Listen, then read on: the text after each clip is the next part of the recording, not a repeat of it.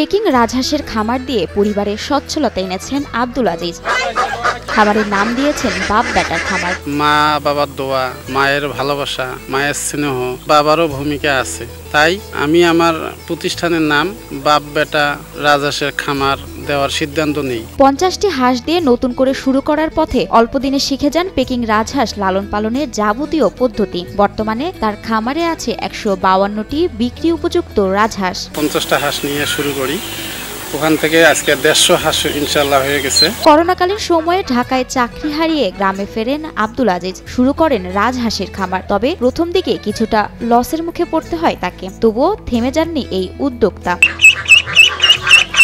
স্থানীয় এনজিও থেকে প্রশিক্ষণ ও 50টি পেকিং রাজহাঁসের ছানার সহযোগিতা পেয়ে নতুন উদ্যমে কাজ শুরু করেন তিনি। এখন ডিম বেচতে পারতেছি, বাচ্চা বিক্রি করতে পারতেছি এবং আল্লাহর রহমতে অনেকগুলো হাঁস হয়েছে। ঋণের টাকা স্ত্রীর সহযোগিতা নিয়ে খামারের কাজে হাত দেন আজিজ। বাড়ির পাশে 14,000 টাকায় 3 বছরের জন্য বিল বন্ধক নেন। এখন ডিম, ছানা ও রাজহাঁস বিক্রি করে পরিবারে সচ্ছলতা ফিরে এসেছে। 3 জনের অভাবের সংসার এই রাজহাঁসের খামার দিয়েছে। এখন আমি দেখশন করি, খাবার দাবার সবকিছু আমি দেই। এখন ওখান থেকে একটু সচ্ছল হয়েছি। কুড়িগ্রাম জেলার রাজারহাটে 3.5 মাসেই বাচ্চা ফোটাতে সক্ষম হন আজিজ। তার খামারের প্রতিটি ডিম 50 টাকায় বিক্রি হচ্ছে। এছাড়াও 28 দিনেই পাওয়া যাচ্ছে ছানাগুলো। 2.5 মাসে এক একটি রাজহাঁস 2.5 থেকে 3 কেজি ওজন হচ্ছে। 600 টাকা দরে প্রতি কেজি বিক্রি করা হচ্ছে। 50টা হাঁস নিয়ে আমার অল্প দিনে 2 থেকে 2.5 মাস সময় লাগছে। এর মধ্যে 3 কেজি করে ওজন হয়ে গেল। 3.5 মাসের মধ্যে দেখি ডিম পাততেছে।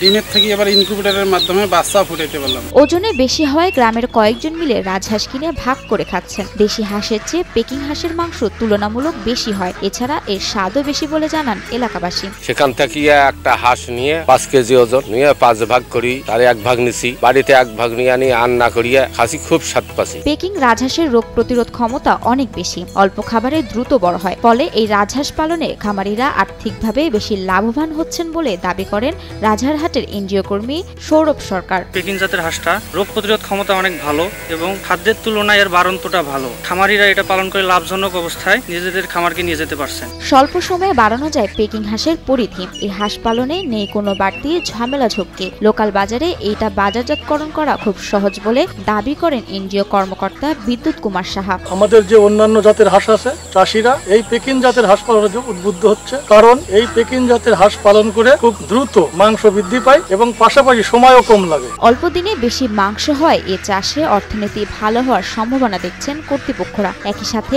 এর প্রসারণ আরো বাড়াতে চান বলে জানান উপজেলা প্রাণী সম্পদ কর্মকর্তা মোহাম্মদ মাহফুজুর রহমান। মাংস উৎপাদনকারী হাঁসের জাতের মধ্যে আছে পেকিং হাঁসটা অন্যতম। এটাতে 90 দিনের মধ্যে 4 থেকে 4.5 কেজি হয়। উৎপাদন খরচ প্রায় 400 থেকে 450 টাকা কেজি, 250 থেকে 300 টাকা প্রতি হাঁস প্রতি লাভ করতেছেন। এর মাধ্যমে আমাদের দেশের পুষ্টির চাহিদা পূরণ হবে। আমরা চাচ্ছি যে এটাকে আরো সম্প্রসারিত করার জন্য।